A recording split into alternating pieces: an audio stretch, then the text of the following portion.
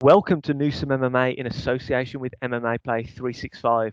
I'm your host, Jon Prentice, and today I have the absolute pleasure of being joined by top European middleweight prospect George Smith. Now, George Smith recently defeated Jenaid Ebanks at Cage Warriors 109 in Birmingham last month to move to 4-1 as a professional. George, thank you very much for joining me. How you doing, my friend?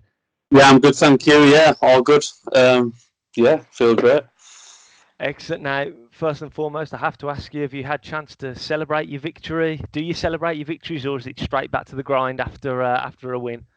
I've I'm not the biggest party or anything, so I won't say I've like celebrated it as such, but um, I've tried to start this year, like slowing myself down and just not thinking what's next and trying to actually enjoy my win. So I've kind of reflected on it, and I'm happy with the year, not necessarily just that fight. So yeah, it's been good. Excellent. Now, I assume you've had the chance to watch the fight back. If so, what are your thoughts on your performance? I mean, you've got to be pleased with such a dominant display, such a dominant victory. You didn't really look in any major trouble throughout the fight. What were your thoughts watching it back? I'm a bit disappointed I didn't finish him, and I think there was moments where instead of chipping away, I got into like a single pace throughout the fight, and I should have like tried to go through the gears a bit, but I think just putting a bit more aggression into some moments on the ground and pound, and especially in the striking as well, just standing off him a bit and just putting my shots together because watching him strike in front of me, I was thinking, you're better than this guy. Just put some shots together. But yeah, other than that, you can't really argue with that dominating. But it's just more just taking advantage of the moments, certain moments in the fight. Absolutely. Now, going into these fights, do you game plan and put a game plan together, study your opponents, and obviously strategize as to how you think you match up best against him? Or some fighters like to kind of just go in there, not really watch much tape on their opponent, feel their opponent out, and kind of make those in-cage decisions as to how the fight is going to play and what game plan they're going to go in there and try and execute. I mean, what side of the scale do you tend to fall on when you're going into a bout? I'd say I like I like to see certain parts of my opponent. Obviously, if like Jenaid was a southpaw, so that changes things. Yeah. And so me and my coach, Matt Inman, we worked like lots and lots on the southpaw stance and a lot more right hands. The jab's not really there, so throwing more right hands, kicks to the open side of the body and that type of thing. But I think I'm kind of one of them people where I am good at what I do. So it's kind of in terms of like my skills, they're quite evident. So I just need to actually go out and put the heat on people. Really, that's kind of where I'm at. But yeah, studying bits and bats of their game and seeing what their strengths are.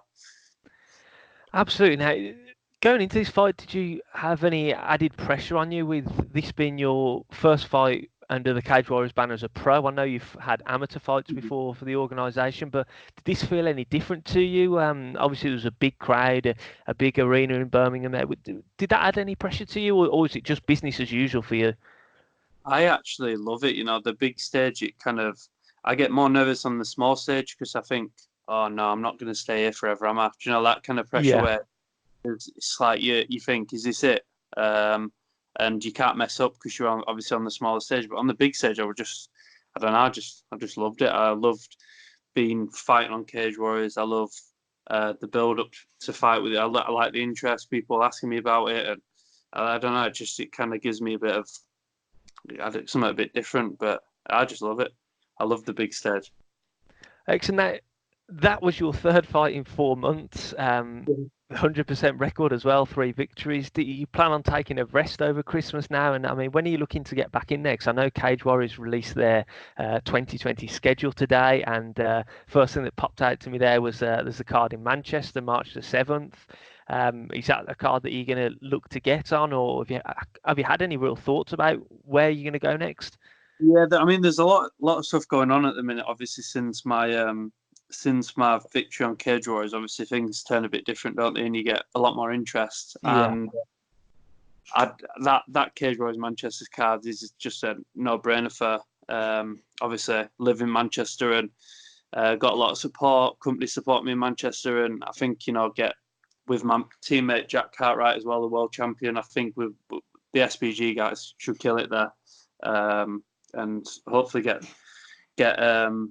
But I won't be out before the end of the year. It's been like a long sod. I had 4 fights this year in total, 3 fights in 4 months, like you said. So my body needs a bit of a rest, but I would just want to do the same again next year. Try and get 3 or 4, or 5 fights, whatever it is, against good named opponents, and just keep going as we are. But again, that Cage Warriors Manchester one, I think that could propel some of the Manchester guys and the Northern guys right into the mix. Absolutely. Now, what's it like training with those guys, SBG Manchester? As you mentioned, Jack Cartwright is a great team up there. There must be a real buzz in the place at the moment. Just what's it like to be part of that day in, day out for you? Yeah, I love it. Matt's one of the. I've been in martial arts for like 20 years. I'm only 25, and I've done martial arts from the judo mats for 20 years, and I can hands down say Matt is probably the best coach I've ever had of any sport. So the environment's good, the fighters are good. Just this year's it's just been massive, and you've got the real momentum now. With Jack getting that world title, and I think David just got a win recently on in the UFC. And I think it's that momentum throughout all the guys. Obviously, coming off last year when we had the tragic news with Carl, and this year I think like the momentum's picked back up, and everyone's on it this year. Also, now, do you think 2019 could have gone much better for you? Because as you just mentioned, you had 4 fights, 4 wins, picked up 3 finishes in in those fights as well. Have you achieved your goals for the year? Is that what you set out to do? Fight 4 times, get 4 wins? Yeah, I actually was saying to people around me that what's your goal this year, and I was like, well, I want to be on Cage Warriors by the end of the year. And it happened. And the only thing I'd say is I'm always wanting to fight better and better opponents. So obviously got a few guys that had fought people who like Marcin Prosko and Jenaid. They've fought guys who are in the picture now, and you can kind of see where you're at going off their performance and stuff. But it's just more, I'd rather be fighting the top guys, and I feel like I'm at that level anyway. So I think I'm happy with the year, but you always want more, don't you? Which is I suppose it's a good thing, but more, I'm just always wanting more. Do you have a planned career trajectory? Because some guys are it's UFC, I want to make it to the UFC, that's where I want to be. Other guys want to fight all over the world, Bellator, ONE FC, all these kind of promotions. Have you got a planned career path? Obviously you're with Cage Warriors now, that's a proven route to the UFC. So many fighters are making that move over to the UFC after fighting and winning the belt at Cage Warriors. Have you thought that far ahead? Do you know what route you want to take, or is it kind of a take it as it comes scenario for you? I want to get to the UFC, and that's always been my goal, and it always will be. That everyone wants to be a UFC fighter, as Ian Garris in an interview not long ago. It's one of them. Cage Warriors is that proven track record of getting fighters there. So why? There's not. I don't see any other route that's better than Cage Warriors for UK and European guys. So I think if you want to get to the UFC, you got to do it that way, haven't you? Absolutely. Now, something I really wanted to discuss with you is how our paths crossed, because our paths actually crossed on LinkedIn, which is not somewhere you usually find mixed martial artists. Now, obviously, you come across as a very professional guy, and do you think that's the direction that the sport of mixed martial arts needs to take, because we see so many fighters on social media, usually your Twitters, your Facebook, your Instagram, things like that. You see a lot of trash talk and things. I mean, what's your take on that? I mean, do you think it'll start to go down the more professional route? Because I mean, man, the guys who compete have to be the utmost professionals to get their bodies into that condition to fight and everything. I mean, what's your take on that? Or is it just each to their own? If guys want to go on Twitter and trash talk, feel free. If guys want to be professional, it's up to them. I mean, we've all got like our own paths, haven't we? And some guys are fantastic. Like, not everyone's going to be Conor McGregor, are they? And that's so. And I just want to like make money, really, and do it the right way. Do you know? Yeah. It's not get the right fights, and if you do it all professionally in the gym, I know lots of fighters who do everything right, they turn up to train every day, but they don't make any money. Do you know? And they don't interact with businesses and local businesses, all that type of stuff. It's not something. I enjoy doing it as well. I enjoy talking to people, and I just want to. If I can do anything, it's like telling the younger guys coming through and stuff, to take anything out of it is, you don't have to be anything else. Just be yourself and try and like get your name out there, and hopefully people like take from it. I mean, got an interview with you tonight off something else, and people like, I think the people can see when you're being yourself as well. And Conor's being himself when he's being Conor. When everyone starts trying to do it, they all just look like idiots. I mean, if I just be myself and just try and talk to as many people as I can, and that's just kind of what I'm doing. It's not anything else. It's just Absolutely. So would that be your piece of advice to young fighters coming up? I mean, kids are starting mixed martial arts at such a young age now. I mean, when the sport first started, no one really knew about it, and you'd have kids from each specialist martial art, your jiu-jitsu guys, your boxers, your kickboxers. I mean, is that the advice that you give to kids coming up, especially in the UK now, when sometimes on some of the smaller shows, obviously the money isn't as great until you make it to the high level? Do you think you've got to do that kind of thing, that interacting with businesses, the putting your name out there in your own personal way rather than trying to force anything? Yeah, I think that's the message I get from people all the time. It's just that if you act yourself and you're like I always try and do, it comes across well, and people want to be around. Like, you want the question, oh, you don't come across like a fighter. What does that mean? And then you dig. Basically, everyone thinks like every fighter's like Conor, or every fighter's a thug or something like that. So I don't know, be yourself, because I know a lot of great guys in fighting, but they don't put their name out there, and nobody knows who they are, or no businesses know who they are. Like, if you want to make this work as well, you need to do it full time. You need to put the work in, John, day to day, morning and evening. And you can't do that if you've got a 12-hour shift.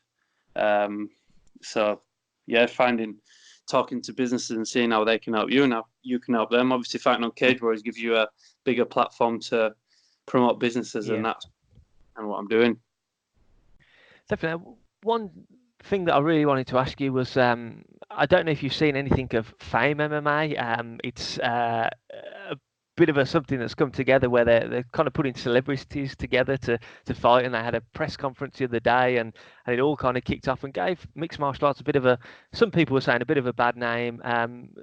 Have you seen anything of that? And if so, what are your thoughts on that? Because obviously the way that we've just been speaking for the last 5 minutes, coming across professionally, and you've got to see it's kind of like a business for yourself.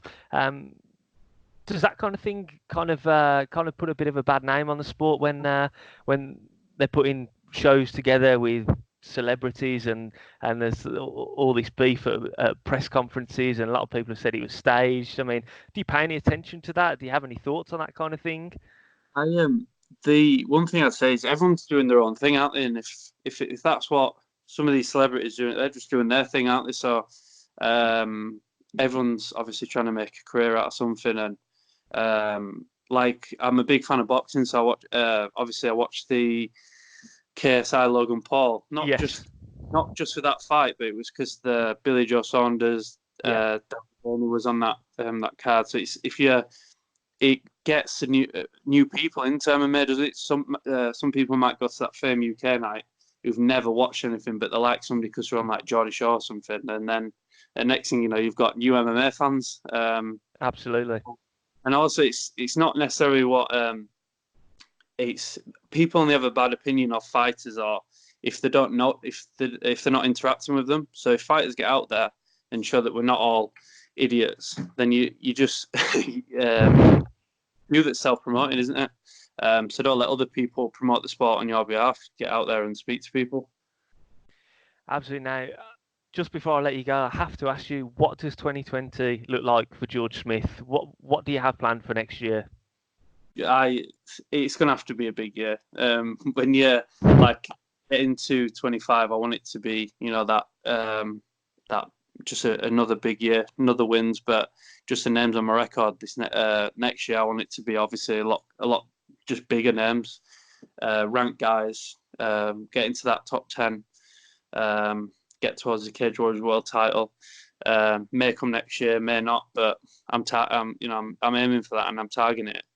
So yeah, just get name guys, whoever it is, and get the titles. And everyone keep an eye out for George Smith. Yeah, and like to go and say it again, but the Manchester show is going to be obviously big for all the SBG guys, and I was thinking earlier that it's a shame that Carl isn't around now. To see the guys doing what they're doing, and obviously Matt's doing him proud, and all the guys are. But it's just a shame that he's not here to see how big this night will be, and because it is the biggest night in Manchester MMA since obviously the UFC. Since the UFC's been there, so it's a big night, and like I say, hopefully we can do the gym proud, Carl proud, all that, and yeah, just get some of the boys on into the UFC and Cage Warriors World Titles.